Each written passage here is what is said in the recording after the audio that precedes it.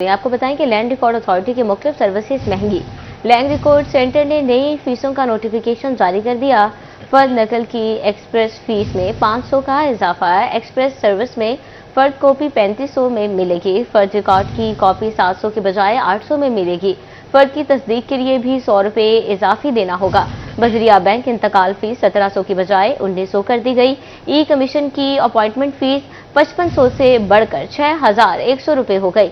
Housing society management charges 3000 रुपये होंगे। मज़ीद तफसीलात जानेंगे अब्दुर्रहमान से। जी अब्दुर्रहमान, जब बात करें लैंड रिकॉर्ड अथॉरिटी की जानिब से तो अपनी फीसों को अपडेट कर दिया गया है कि फ़र्द अब कितने में मिलेगी, रजिस्ट्री का अंदराज कितने में होगा और उसमें पलरा यानी कि पंजाब लैंड रिकॉर्ड अथॉरिटी का टैक्स कितना होगा, फीसेस कितनी होगी। तो ये अपडेटेड फीसें लगा दी गई हैं। नए माली साल में इसमें इजाफा भी किया गया। तो लैंड रिकॉर्ड सेक्रेटरी हकाम की जानिब से हिदायत जारी की गई है कि अब से जितनी भी फर्दों का इजरा होगा, जितनी भी यहाँ पर लैंड रिकॉर्ड सेंटर में रेवेन्यू सर्विसेज दी जाएंगी, उन तमाम में जो पेमेंट्स है वो पहले से ज़्यादा होगी। वाज़ेह रहे कि माली साल के मौका पर पेमेंट्स में जो है वो इजाफा किया जाता है, जिसका मकसद ये होता है कि लैंड रिकॉर्ड सेंटर्स अपने जो भी रेवेन्यू हुकूमत की जानिब से दिया गया टोटल टारगेट दिया गया उसका हदफ पूरा किया जाए। तो उस सिलसिले में फ़ीसों में भी इजाफा किया जाता है। ये भी कोशिश की जाती है कि ज़्यादातर सर्विसेज मुहैया की जाएँ गाँव देहात में भी जाकर। उसके अलावा देही मराकज़ माल जो बनाए गए हैं, लैंड रिकॉर्ड सेंटर्स बनाए गए या इनके अलावा जितनी भी इनकी सर्विसेज मौजूद हैं कि जहाँ कहीं से फ़र्द का इजरा हो सकता है, जहाँ कहीं टैक्सेस लिया जाता है मुख्तलिफ किस्म के, या जहाँ कहीं से फीसेस ली जाती है कि जिसमें इंदराज हो जाता है रजिस्ट्री का, तो उन तमाम में अब इजाफा करके नया नोटिफिकेशन जारी कर दिया गया है। बहुत शुक्रिया अब्दुर्रहमान आगाह करने के लिए। फैसलाबाद में कहीं हल्की तो कहीं तेज बारिश। शहर में दर्जा हरारत 29 डिग्री सेंटीग्रेड पर आ गया। शहरी मौसम का लुत्फ उठाने में मसरूफ। मज़ीद तफसीलात जानते हैं मरियम रजा से। जी मरियम, बताइएगा। फैसलाबाद के मौसम के हवाले से बात करें तो फैसलाबाद में सुबह से ही रिमझिम का सिलसिला जारी है। कहीं तेज है तो कहीं हल्की बारिश जारी है, जिसकी वजह से शहर फैसलाबाद का मौसम इंतहाई खुशगवार है। गर्मी का जोर भी टूट गया है और इसके साथ साथ फैसलाबाद सुबह से अब तक बादलों के घेरे के अंदर है, जिसकी वजह से हवाएं भी चल रही हैं और उसके साथ साथ ये रिमझिम जो है अब्र रहमत भी बरस रही है, जिसकी वजह से फैसलाबादी भी खासे खुश नजर आते हैं। मुख्तलिफ फूड पॉइंट्स का रुख भी कर रहे हैं ताकि अपने मौसम के साथ साथ अपने मूड को भी अच्छा कर सकें। दूसरी जानिब अगर हम दर्जा हरारत के हवाले से बात करें तो शहर फैसलाबाद में कम से कम दर्जा हरारत 25 डिग्री सेंटीग्रेड रिकॉर्ड किया गया था, जबकि ज्यादा से ज्यादा इस वक्त दर्जा हरारत जो है वो 29 डिग्री तक पहुंच चुका है। ज्यादा से ज्यादा जो है वो 31 डिग्री आने का इम्कान था, क्योंकि बारिश होती है और ये मानसून की बारिश है तो कुछ इलाकों के अंदर कहीं तेज है तो कहीं हल्की बारिश है। इस वक्त मिल्लत चौक, जामिया चिसिया चौक, इकबाल स्टेडियम और इसके साथ साथ जिला कौंसिल चौक के इर्द गिर्द जो है गिरदोनवा के अंदर हल्की बारिश है। जबकि अगर हम दूसरी जाने बात करें समुद्री रोड, सत्याना रोड और दीगर इलाकों के अंदर इस वक्त कहीं तेज बारिश है तो कहीं बादल जो है वो एंट्री कर चुके हैं ताकि आने वाले वक्त के अंदर बरस सकें।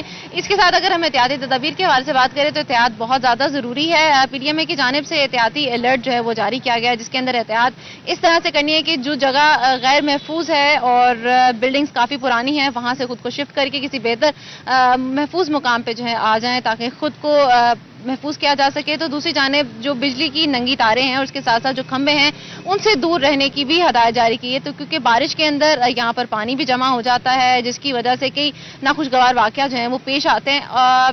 पीडीएमए की जानिब से वासा के साथ साथ म्यूनसिपल कॉर्पोरेशन को हिदायत जारी की गई है कि एहतियात बरतें, कहीं भी घर के अंदर पानी जो है वो खड़ा ना होने दिया जाए ताकि किसी भी नाखुशगवार वाकया से जो है बचा जा सके। बहुत शुक्रिया मरियम आपका।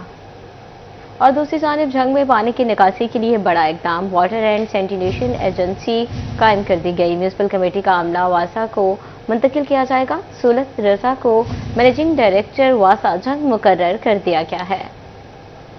मज़ीद तफसीलात जानने के रमजान मिर्जा हमारे साथ मौजूद हैं। जी रमजान, बताइएगा इस हवाले से। जी बिल्कुल, झंग में वाटर एंड सैनिटेशन एजेंसी के क़याम के बाद अब अपॉइंटमेंट का सिलसिला जो है वो शुरू हो चुका है। ना सिर्फ मैनेजिंग डायरेक्टर जो है अपॉइंट कर दिए गए हैं, बल्कि इसके साथ साथ जो म्यूनसिपल कमेटी के पास सीवरमैन और सीवरेज से जुड़े हुए जितने भी वसाइल हैं उनकी मुंतकली का अमल भी जो है वो शुरू होने वाला है।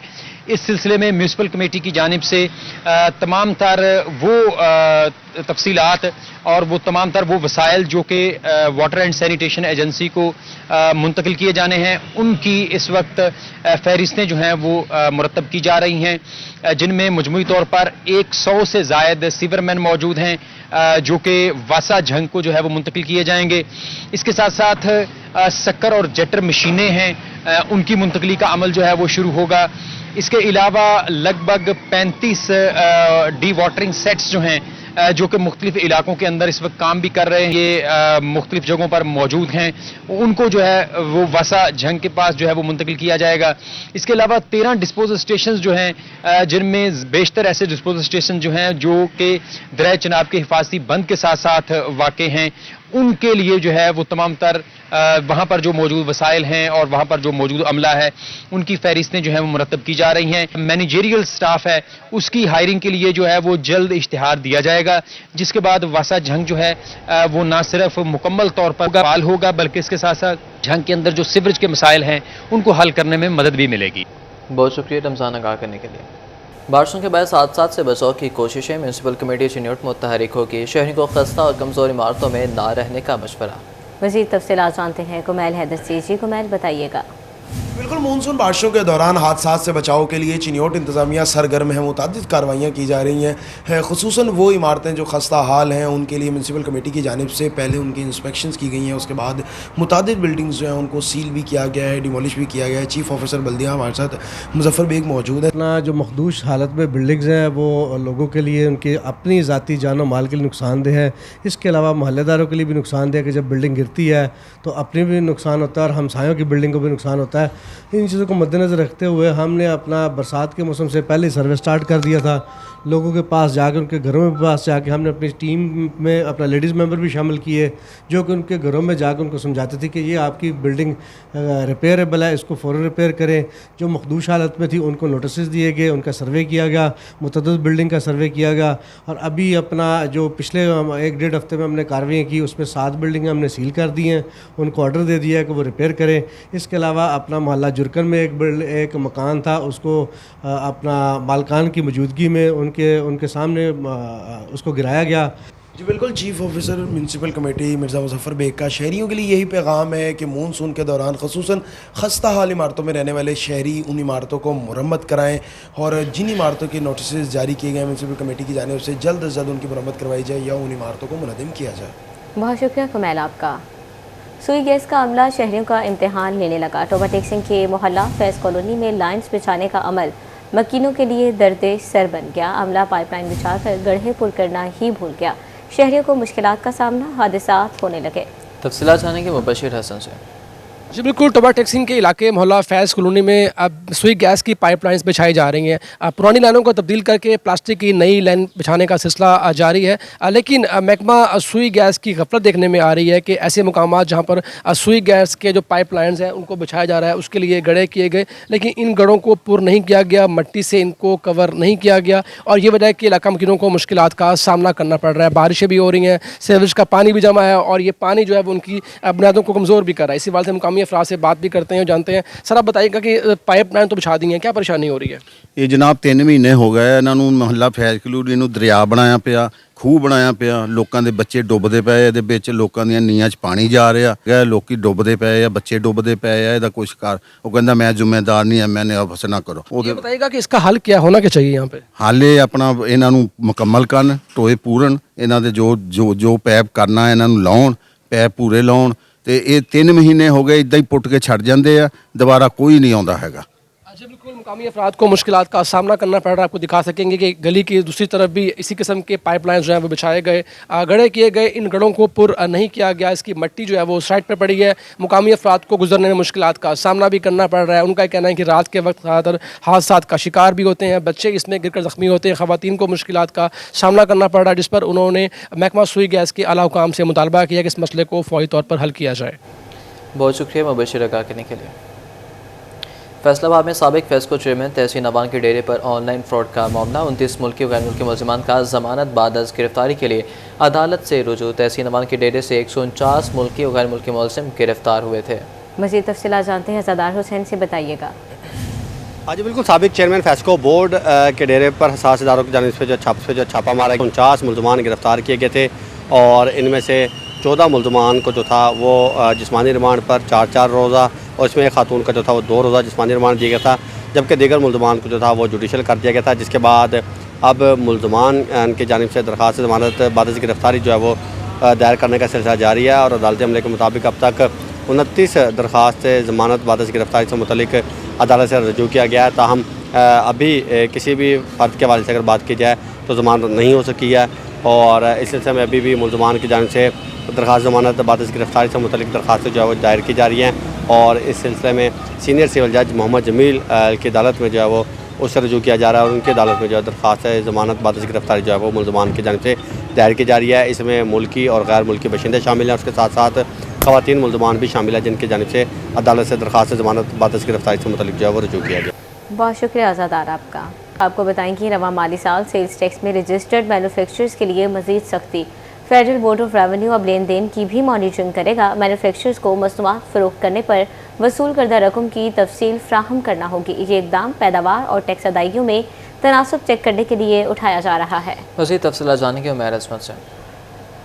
जी, फेडरल बोर्ड ऑफ रेवेन्यू की जानिब से गुज़श्ता माली साल की मुतादिद जो पॉलिसियाँ हैं उनको बरकरार रखा जा रहा है और रवा माली साल के दौरान जो सेल्स टैक्स में रजिस्टर्ड अफराद हैं उनकी मॉनिटरिंग के इक़दामात में सख्ती की जा रही है। इस हवाले से वो तमाम अफराद या पैदावारी यूनिट्स जो कि सेल्स टैक्स में रजिस्टर्ड हैं और अगर वो मसनूआत फ़रोख्त करते हैं और उसके बदले में उनको रकम की जो वसूली होती है तो उस तमाम की तफसीलात जो हैं वो FBR को फ्राहम करना होगी। इस हवाले से जिस क्लाइंट से रकम वसूल की जा रही है उसकी तफसीलात देना होगी। अगर चेक की सूरत में ये रकम मौसूल हुई है तो मुतलका बैंक और चेक नंबर और चेक की दीगर तफसीलात भी जो हैं वो भी FBR को फ्राहम करना होंगे। ये FBR हुकाम के मुताबिक इस हवाले से माजी में बग़ैर कोई मसनूआत फ़रोख्त किए या फ़िज़िकल ट्रांजैक्शंस किए कागज़ी डेटा तैयार किया जाता रहा है और उस कागज़ी डेटा की बुनियाद पर अरबों रुपए के टैक्स फ्रॉड किए जाते रहे हैं। ताहम अब FBR की जानिब से इसकी मुकम्मल तौर पर न सिर्फ फ़िज़िकली वेरिफिकेशन और मॉनिटरिंग की जा रही है बल्कि जो बैंकों के ज़रिए हासिल होने वाली रकूम है उनकी भी मुकम्मल तौर पर मॉनिटरिंग की जाएगी। बहुत शुक्रिया अपडेट करने के लिए। असाज़ा की रैशनलाइजेशन का अमल शुरू ना हो सका। पंजाब हुकूमत ने आज से रैशनलाइजेशन शुरू करने का ऐलान किया था। वज़ीर तालीम ने 40,000 सरप्लस असाज़ा को दूसरे स्कूलों में मुंतकिल करने का दावा किया था। मज़ीद जानते हैं जहांगीर अशरफ से, बताइएगा।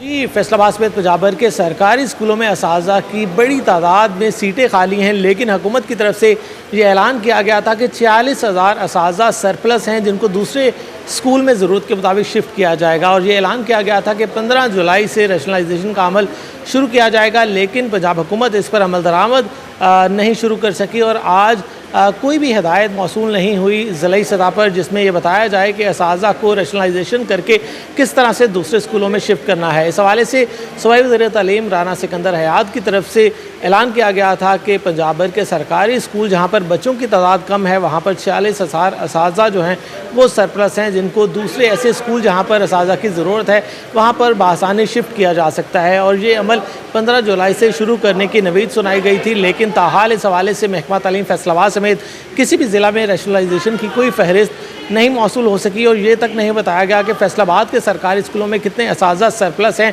और इनको किस तरह से किस फार्मूले के तहत दूसरे स्कूलों में शिफ्ट किया जाएगा। इस हवाले से ये भी ऑप्शन दी जाना है असाज़ा को कि वो खुद अपनी मर्ज़ी से अगर किसी स्कूल में जाना चाहते हैं तो वो स्कूल इंफॉर्मेशन सिस्टम पोर्टल पर अपनी तरजीहात जो हैं जमा करवाएंगे, लेकिन ताहाल इस हवाले से ना तो पोर्टल ओपन किया गया, ना फहरिस्त जारी की गई और ना ही सरप्लस असाज़ा का डाटा जो है वो फैसलाबाद को फराहम किया गया।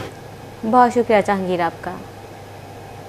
फैसलाबाद में 2 फेज़ ट्रांसफार्मर की तब्दीली का मंसूबा। फेस्को हेडक्वार्टर ने तमाम सर्कल्स को 60 से ज़ायद ट्रांसफार्मर जारी कर दिए। तमाम सर्कल्स को 100 kV और 200 kV के ट्रांसफार्मर्स जारी किए गए। फेस्को हुकाम के मुताबिक नए ट्रांसफार्मर्स खस्ताहाल ट्रांसफार्मर्स की जगह लगेंगे। मज़ीद जानते हैं वैसली से। में 2 फेज़ ट्रांसफार्मर्स की तब्दीली का मंसूबा, इसी वाले से फेस्को हेडक्वार्टर की जानिब से तमाम तर सर्कल्स को 60 से ज़ायद जो हैं वो नए ट्रांसफार्मर्स जारी कर दिए गए हैं। 200 kVA और 100 kVA के नए ट्रांसफार्मर्स सब डिवीज़न और डिवीज़न दफातर को दिए गए हैं ताकि बारिशों के इस मौसम में 2 फेज़ ट्रांसफार्मर्स को तब्दील किया जा सके और ट्रांसफार्मर ख़राबियाँ और दीगर मसाइल की सूरत में बर वक्त ट्रांसफार्मर जो हैं वो नए रखे जा सकें। इसी वाले से फेस्को काम का यही कहना है कि सार्फिन की डिमांड के मुताबिक तमाम तर सर्कल्स को ट्रांसफार्मर्स और मीटर्स जो हैं वो जारी किए जा रहे हैं और इसी हवाले से 200 kVA और 100 kVA के 60 से ज़ायद ट्रांसफार्मर्स सर्कल्स को दिए गए हैं ताकि सर्कल्स की डिमांड को पूरा किया जा सके और सार्फिन की बढ़ती हुई तादाद के मुताबिक जो है वो तमाम तर इलाकों के 2 फेज़ ट्रांसफार्मर्स तब्दील किए जाएँ ताकि सार्फिन को जो है वो लो वोल्टेज और ओवरलोडिंग के मसाइल का जो सामना है वो ना करना पड़े। आइंदा हफ्ते फेस्को काम का ये कहना है कि मज़ीद ट्रांसफार्मर्स सर्कल्स दफातर को जारी किए जाएंगे। जी बहुत शुक्रिया अवैस साहब का। लालिया के पटवारी पर शहरी से 11.5 लाख हथियाने का इल्ज़ाम। शहरी के मुताबिक ज़मीन के इंतकाल पर 19,30,000 रुपये वसूल किए गए। सरकारी फीस सिर्फ 7,80,900 रुपये है। शहरी का डिचिंडियो सूबाई मोतसिब से भी रजू। इस पर मज़ीद तफसीलात जानेंगे। अजमत बलोच हमारे साथ मौजूद हैं। जी अजमत, बताइएगा क्या तफसीलात हैं? जी उमर, ये रेवेन्यू डिपार्टमेंट लाने की करप्शन है और ये जून 2024 का एक इंतकाल है जो सिंध के शहरी 2 भाई हैं उनके साथ मुबैना तौर पर जो हल्का पटवारी सरकार बिलाल हसन है उसने उनसे 19,30,000 मुबैना तौर पर सरकारी फीस के नाम पर वसूल किए, जबकि जो शहरी हैं उनका ये कहना है कि 7,80,900 रुपया जो है वो सरकारी फीस बनती थी और 11,50,000 रुपये जो है वो पटवारी बिलाल हसन ने उनसे जायद वसूल किए। शहरी ने इल्ज़ाम लगाते हुए ये कहा कि काफ़ी अर्सा से वटाल मटोल से काम लेता रहा है और अभी उसने सूबाई मुतसिब पंजाब के नाम इंसाफ की फरहमी के लिए दरख्वास्त दायर की है। इंतकाल नंबर 4870 मौजा बुढ़ानी का आने वाली तहसील लालिया का ये वकूआ है जहाँ पर ये बिलाल हसन नामी पटवारी ने मुबैना तौर पर 11,50,000 रुपये का शहरी को चूना लगाया है और रेवेन्यू डिपार्टमेंट की जो करप्शन है उसके बारे में शहरी का ये भी कहना था कि उसको इंसाफ फराहम किया जाए और उसकी जो पेमेंट है वो उसको वापस दी जाए। बहुत शुक्रिया अजमत बलोच आगाह करने के लिए। उधर जड़ावाला में मकान की छत गिरने से खातून जान बहक हो गई। चक 375 में बारिश के बायस घर की बोसीदा छत गिर गई। वाक़े में 2 बच्चों समेत 6 अफराद जख्मी भी हो गए। वाक़े में 2 बच्चों समेत 6 अफराद जख्मी हो गए हैं। आपको अपडेट कर रहे हैं कि बारिश की छत गिरने से चक 375 में बोसीदा छत गिर गई। वाक़े में 2 बच्चों समेत 6 अफराद जख्मी भी हो गए हैं। जड़ावाला में मकान की छत गिरने से खातून जान बहक हो गई है। चक 375 में बारिश के बायस घर की बोसीदा छत गिर गई। वाक़े में 2 बच्चों समेत 6 अफराद जख्मी भी हो गए हैं। अपडेट करें आपको जड़ावाला से, जहां मकान की छत गिरने से खातून जान बहक हो गई है। चक 375 में बारिश के बायस घर की बोसीदा छत गिर गई। वाक़े में 2 बच्चों समेत 6 अफराद जख्मी भी हो गए हैं। मज़ीद तफसीलात जानते हैं मदर सरान से। जी बताइएगा। जी बिल्कुल, अभी कुछ देर कबल चक नंबर 375 गाँव पे जड़ावाला जंड वाली में बारिश के बायस बोसीदा मकान की छत गिर गई है। छत गिरने से 2 बच्चे समेत 6 अफराद हैं वो जख्मी हो चुके हैं, जबकि एक खातून है वो जाँ बहक हो चुकी है। रेस्क्यू के मुताबिक फैमिली के मुख्तलिफ अफराद हैं वो कमरे में बैठे हुए थे कि अचानक छत गिर गई। रेस्क्यू ने मौका पर पहुंचकर जख्मियों को तिब्बी इमदाद फराहम कर दी। जख्मियों में बताते चले कि 40 साल अबरार, 10 साल अली, 4 साल लाडी, 25 साल बुशरा, 25 साल जवेद, 50 साल खतीजा शामिल है और जाँ बहक होने वाली खतून की जो शनाख्त है वो शमीम अख्तर जोजा शाहिद इकबाल के नाम से हुई है। जी बहुत शुक्रिया आपका अहमद। पंजाब में CNW प्रोजेक्ट्स में गैर कानूनी अदायगियों और लागत में इजाफे पर तहकीकात का आगाज़। नेस्पाक और CNW ऑफिशल्स के खिलाफ तहकीकात जारी। फैसलाबाद डिवीजन समेत सूबा भर में नेस्पाक और साइट्स कंसल्टेंट्स की जानिब से इजाफी लागत से मंजूर की गई। तफसीलात जानते हैं इमरान असलम से। जी इमरान बताइएगा।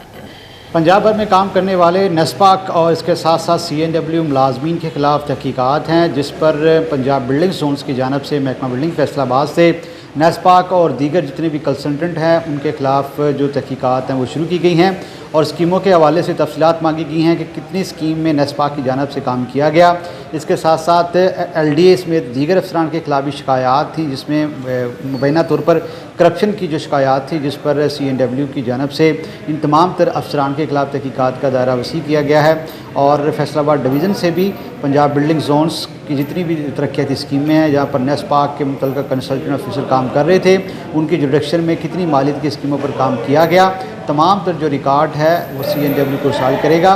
और ऐसे में पंजाब बिल्डिंग जोन्स की जानब से फैसलाबाद डिवीज़न के तमाम बिल्डिंग अफसरान को मरासले भिजवाए गए हैं। बहुत शुक्रिया इमरान आपका। DPO चिन्योट अब्दुल्ला अहमद की मुख्तलिफ इलाकों में खुली कचहरियाँ। DPO ने शहरियों के मसाइल सुने, शिकायत के हल के लिए अहकामात भी जारी किए। तफसीलात जानते हैं वकार घुमन से।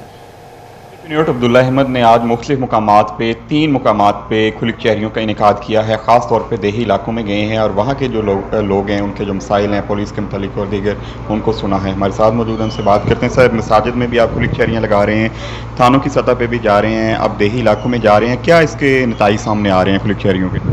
जी बिल्कुल, आज मैंने खुली कचहरियाँ की हैं हमारे थाना बुआना, थाना रजुआ और इसके साथ थाना कोट वसावा में। तो इसमें शहरियों ने बड़ी तादाद में शिरकत भी की और पुलिस पर अपने अतमाद का इज़हार किया।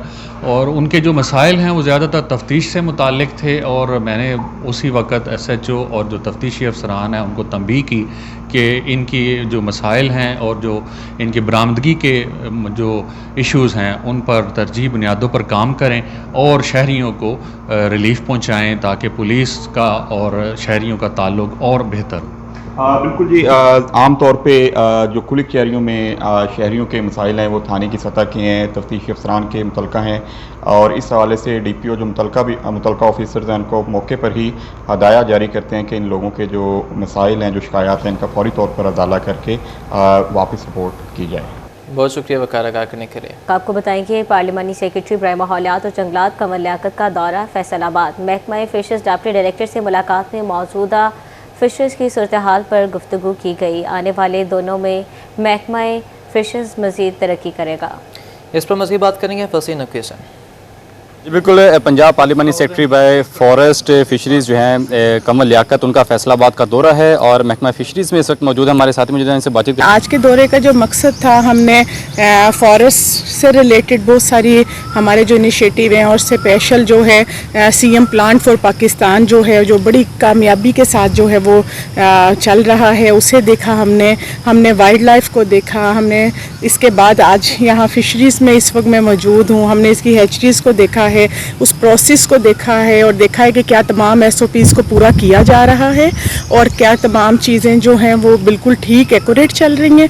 और इसके साथ ये भी कि मैं ये भी ज़रूर कहूँगी कि ये हिस्ट्री में पहली दफ़ा हो रहा है कि जहाँ आप देखें फॉरेस्ट को, फिशरीज़ को, वाइल्ड लाइफ को जो है वो इतना प्रमोट किया जा रहा है। मैं आपके तवस्सुल से फैसलाबाद के लोगों से ये कहना चाहती हूँ कि आपकी CM इस वक्त जो है वो माहौल के मुतल्लिक, माहौलियात के मुतल्लिक, फॉरेस्ट के मुतल्लिक, वाइल्ड लाइफ और फिशरीज़ के मुतल्लिक जितना उनका विजन और जितना कंसर्न है, इसमें उनका साथ दीजिए और एटलीस्ट ये शजरकारी जो है इसे प्रमोट कीजिए। हर फर्द एक पौधा ज़रूर लगाइए ताकि पाकिस्तान की बेहतरी में अपना किरदार अदा कर। जी बिल्कुल, हर फर्द जो है अपना पौधा ज़रूर लगाए ताकि पाकिस्तान की जो तरक्की है उसके अंदर और इसके साथ साथ माहौल को बचाया जा सके। जी बहुत शुक्रिया फसीह आगाह करने के लिए।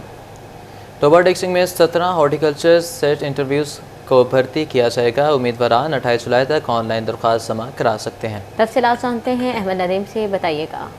बिल्कुल जी, टोबा टेक्सिंग में सिट्रस की पैदावार को बढ़ाने के लिए हॉर्टिकल्चरिस्ट इंटर्न्स को भर्ती किया जाएगा। पंजाब में टोबा टेक्सिंग सिट्रस की पैदावार में दूसरे नंबर पर स्टैंड करता है। ताहम जो है वो टोबा टेक्सिंग में 17 के करीब हॉर्टिकल्चरिस्ट इंटर्न्स को भर्ती किया जाएगा। इंटर्न जो है वो 28 जुलाई तक जो है वो ऑनलाइन दरख्वास्त जमा करवा सकते हैं, जिसके बाद जो है वो उनकी सिलेक्शन का प्रोसेस जो है वो डिप्टी डायरेक्टर एक्सटेंशन के दफ्तर में जो है वो किया जाएगा। ताहम जो है वो इसके लिए इंटर्न्स के लिए कम अज़ कम जो है वो तलीम BSc हॉर्टिकल्चर जो है वो रखी गई है। ताहम ज़्यादा जो तलीम रखने वाले जो हॉर्टिकल्चरिस्ट हैं उनको प्रेफरेंस दी जाएगी। इसी के साथ साथ जो है वो हॉर्टिकल्चरिस्ट को 1 साल की मुद्दत के लिए भर्ती किया जाएगा और उनको माहाना 60,000 रुपये जो है वो स्टाइपेंड दिया जाएगा। इसी के साथ साथ जो है वो इस हवाले से जो महकमा ज़राअत के जो साइंटिस्ट हैं उनका ये कहना है कि टोबा टेक्सिंग में जो है वो सिट्रस को जो लाक बीमारियां हैं और इसी के साथ साथ जो है वो पैदावार पर असरअंदाज होने वाले जो अवामल हैं उनकी तशखीस करना और उनके तदारक के लिए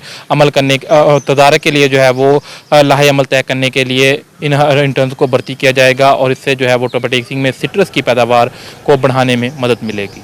बहुत शुक्रिया अहमद आपका। फैसलाबाद में चैम्बर ऑफ कॉमर्स में पाकिस्तान सिंगल विंडो के ज़रिए तमाम आगाही सेमिनार का इनेकाद। डोमेन ऑफिसर मोहम्मद अहमद ने इलेक्ट्रॉनिक और रीजन सर्टिफिकेट के हवाले से आगाही दी। मज़ीद बात करेंगे फजील अहमद से। Faisalabad chamber of commerce and industries में आज पाकिस्तान सिंगल विंडो की जानिब से आगाही सेमिनार का इनेकाद किया गया है। आज के सेमिनार का मकसद क्या था, नायब सदर शाहिद मुमताज़ बाजवा की जानिब से इजलास की सदारत की गई। उनसे पूछते हैं वो क्या कहते हैं। सवाल PSW और TDAP के इश्तराक से यहाँ पे जो हमारे एक्सपोर्टर्स हैं उनको फैसिलिटेट करने के लिए जो सर्टिफिकेट ऑफ रीजन है वो किस तरह आइंदा आगे ऑनलाइन इशू होना है। और चूँकि ये पूरी दुनिया में ये तब्दीलियाँ बड़ी तेज़ी से रूनमा हो रही हैं और फेसलेस जो क्लियरेंस है डॉक्यूमेंट्स की और जो ड्यूटीज़ की वो भी लागू हो रही है, तो उस सिलसिले में मोहम्मद अमन साहब यहाँ पे तशरीफ़ लाए हैं जो डोमेन ऑफिसर हैं पाकिस्तान सिंगल विंडो के। तो इन्होंने बड़ी ब्रीफ एक यहाँ पे प्रेजेंटेशन दी है। जो हमारे एक्सपोर्टर से उनके नुमाइंदगान यहाँ तशरीफ़ लाए, हमारे मेंबर्स यहाँ आए, तो इन्होंने काफ़ी वक्त देकर उसको ब्रीफ किया है। अहमद साहब आप बताइएगा इस सर्टिफिकेट से एक्सपोर्टर्स इंपोर्टर्स किस तरह से फ़ायदा हासिल कर सकें। जी थैंक यू सो मच। आप ये देखिए कि आज की दुनिया जो है वो डिजिटल वर्ल्ड है और पाकिस्तान गवर्नमेंट ऑफ पाकिस्तान का एक इनिशिएटिव आपने देखा होगा जिसमें डिजिटल पाकिस्तान की पॉलिसी को लेके हम चल रहे हैं। उसका बेसिक मकसद ये है कि जो हमारे ट्रेडर हैं, जो बिजनेसमैन हैं, उनका time and cost of doing business को कम किया जाए। अच्छा बिल्कुल ये बात आपने सुनी, जैसे कि इनकी जानिब से यही कहा जा रहा है कि जो एक्सपोर्टर्स हैं, इंपोर्टर्स हैं और कारोबारी तबका है वो इस सर्टिफिकेट के ज़रिए ना सिर्फ टाइम की बचत बल्कि जो पैदावारी लागत है उसमें भी कमी आएगी और इससे मुल्क की मईशत जो है वो बेहतरी की तरफ जाएगी। बहुत शुक्रिया अपडेट करने के लिए। बूढ़ा बाप 4 बच्चों के होते हुए भी लावारिस। डिस्ट्रिक्ट अस्पताल संग में बच्चे बाप को छोड़कर चलते बने। बाप ने बच्चों के बजाय अल्लाह से उम्मीदें रख लीं।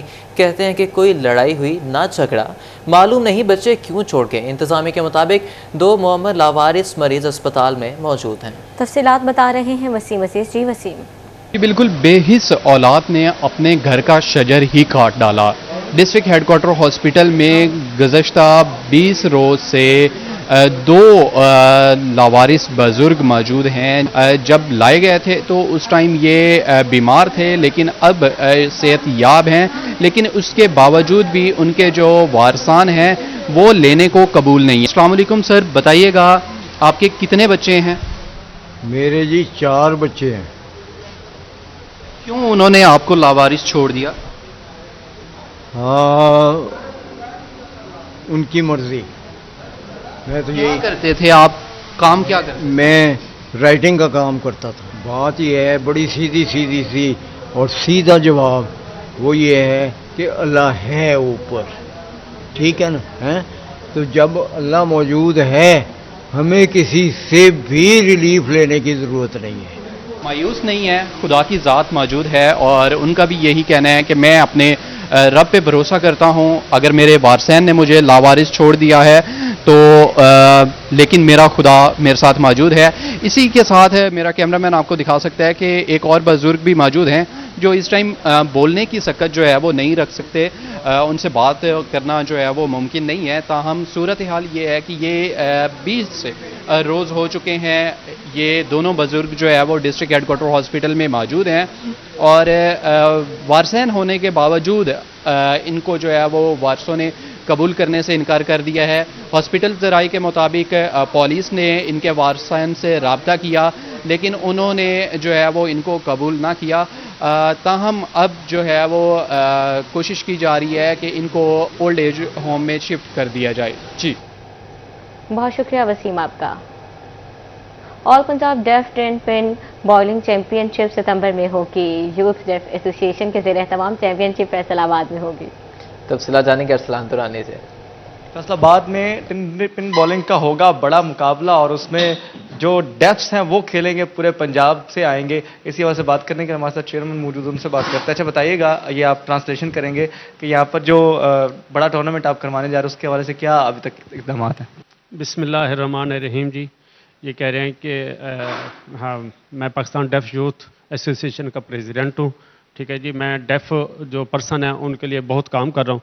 मेरी कोशिश है जिस तरह बोलने वाले तरक्की कर रहे हैं इसी तरह ये डेफ पर्सन भी तरक्की करें। अब आने वाले वक्त में, आने वाले दिनों में मैंने एक प्रोग्राम रखा है जिसमें बच्चे और बच्चियाँ होंगी डेफ, ठीक है ना जी, वो ड्रामे पेश करेंगे, टैबलो पेश करेंगे, उसके साथ साथ जो है ये 10 बॉल का टूर्नामेंट कराएंगे जो पूरे पंजाब से डेफ बच्चे और बच्चियाँ आएंगी मुख्तलिफ शहरों से। मुख्तलिफ शहरों से जो डेफ बच्चे और बच्चियाँ वो इसमें हिस्सा लेंगी 10 पिन बॉलिंग में, और इसका इनकाद इस यहाँ पर फैसलाबाद में किया जाएगा। तो ये अच्छी खबर ये है उन डेफ बच्चों के लिए जो कि खेलना चाहते हैं, उनको एक बड़ा प्लेटफॉर्म दिया जाएगा और यहाँ पर आके वो अपने टैलेंट का मुजाहरा कर पाएंगे। बहुत शुक्रिया अरसलान आगाह करने के लिए।